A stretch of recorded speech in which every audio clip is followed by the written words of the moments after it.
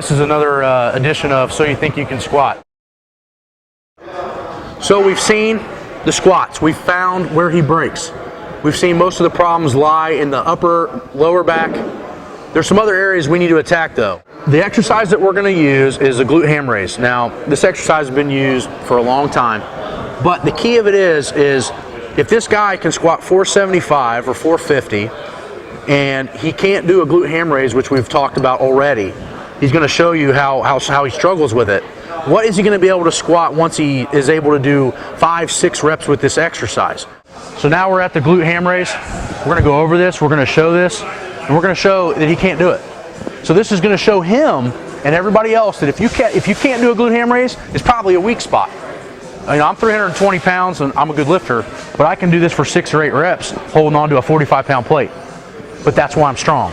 I found a weak spot when I first started these motions and first got one of these machines. I couldn't do one either. Once he develops this area, his ability to squat and deadlift and do all these things are going to really be enhanced. So let's see if he can do one. Go, go.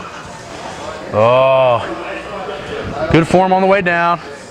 And not too bad. Is he cramping? Yep. Is he scared? So we pulled one out of our ass.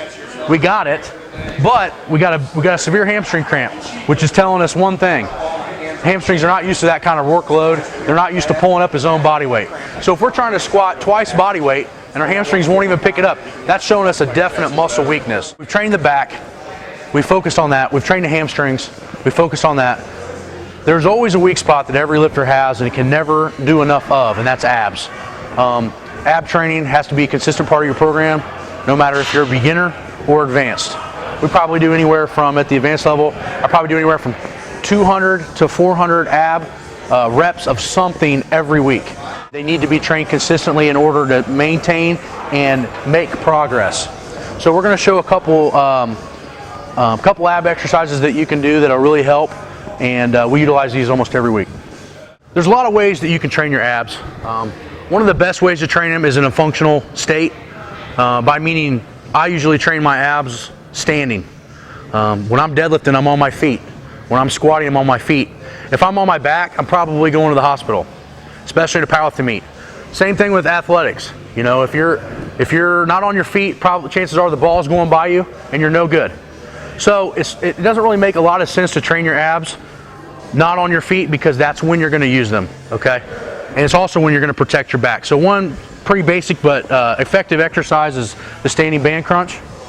So basically you're going to grab the band about halfway up, or wherever your strength level or band tension may be. You're going to keep your back pretty upright, your butt out like you're doing a good squat. You're going to pull it down, utilizing only abs to do the exercise.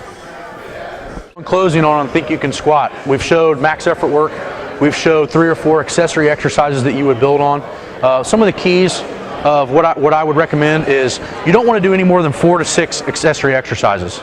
You want to pick one hard accessory exercise that's what I consider balls to the wall. Like if today, the workout that you saw, I would push the seated good mornings for a set of 8 and work up to where it's almost heavy enough that he can't get it.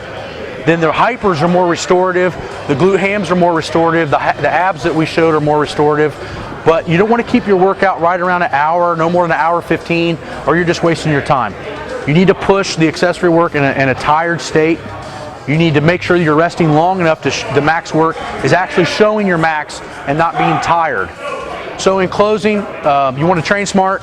You want to utilize a lot of different exercises. You want to rotate them, and you want to make sure that you're training what you need to train versus you want to train.